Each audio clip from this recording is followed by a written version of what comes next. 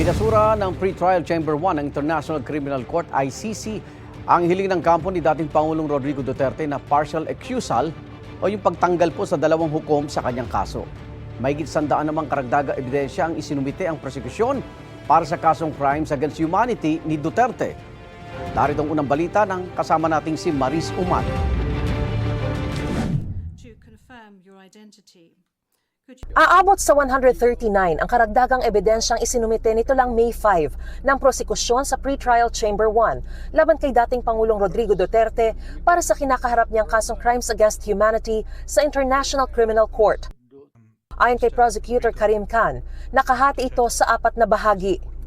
Kabilang ang contextual elements, modes of liability, murder during Duterte's term as mayor, at murder under barangay clearance operations during his term as president.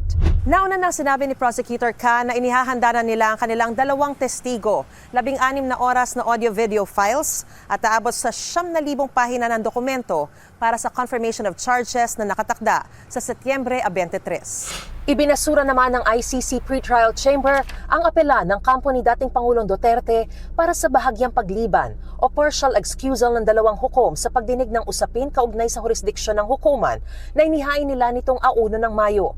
Hindi kinatigan ng paliwanag ng depensa na dapat lang silang lumiban sa pagdesisyon dahil sa pinaghihinalaang paghiling na maaaring nagmula sa mga nauna nilang desisyon sa halos kaparehong issue kaugnay sa sitwasyon sa Pilipinas. Pero sa desisyong may petsang May 6, binigyan diin ng Chamber na isang hukom lang ang maaaring humiling na lumiban sa pagdedesisyon at hindi ibang tao. Kinukuha pa namin ang reaksyon dito ni Defense Lead Counsel Attorney Nicholas Kaufman. Ito ang unang balita. Mariz Umali para sa GMA Integrated News. Igan, mauna ka sa mga balita, mag-subscribe na sa GMA Integrated News sa YouTube para sa iba't ibang ulat sa ating bansa.